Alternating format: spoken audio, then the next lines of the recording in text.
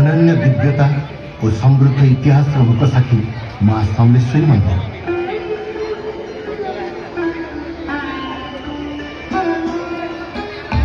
देवी समलेश्वरी संबलपुर आराध्या देवी माँ नाम प्रख्यात संबलपुर नगर। प्रकृतिर अपरूप सुषमार भंडार अटे संबलपुर। चौहान वंशर बलराम देव थिले यार नृपवर। धनुर्धर वीर दिने जानते मृगा विनोदी एक अचंबित कथा दृश्यपटे हेले अवगत। कुकुर को सांगे धरी राजा गले परिवार को शिकार।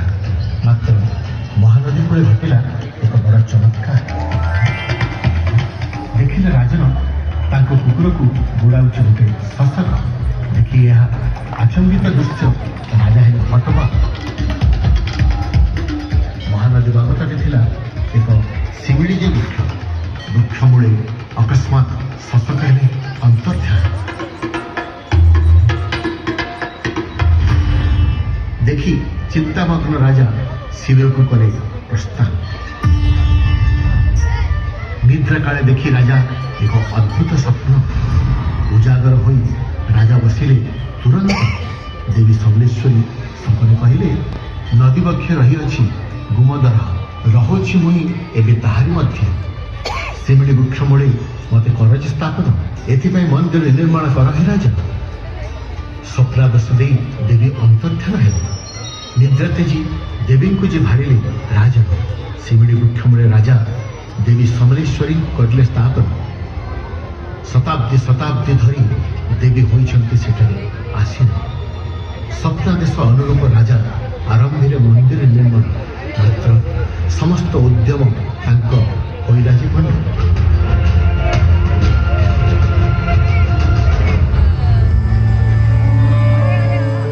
देवी समलेश्वरी परम भक्त बलराम पाणिग्राही और तांको पत्नी आसिले आगे संपन्न करने को मंदिर निर्माण।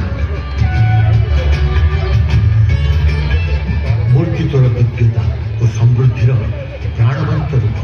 बरहा चिन्हित मुख भारी अनुपम। भित्तिस्थले मां भव्य प्रतीक स्मरण मात्र के रोग दोष हुई खंडित। तुम्हें नहीं ना कहार रूप प्राचीन काल मन मध्य रही मात्र।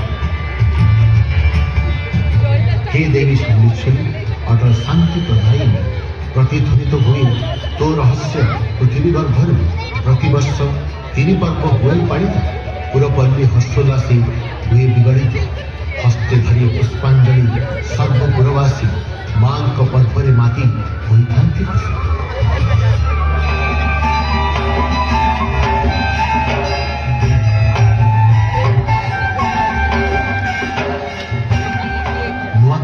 अच्छी एक गणपर्व पाड़ा।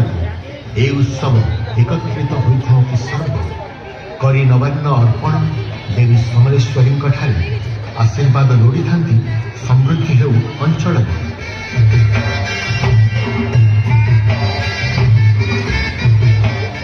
महाविश्व संक्रांति आसे मृत्यु उपरे प्रेमर कथा जे भाषे। सती सावित्री कथा कराए स्मरण।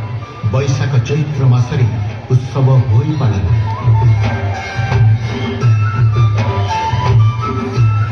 शारदीय दुर्गा पूजा होई पालन। दर्शन करी मां को सभी हुअन्ति प्रसन्न। देवी समलेश्वरी महालया दिन धवलमुखी बेश दियंती दर्शन। गंगा स्नान समय मिले पुण्यबल देखी धवलमुखी बेश सफल।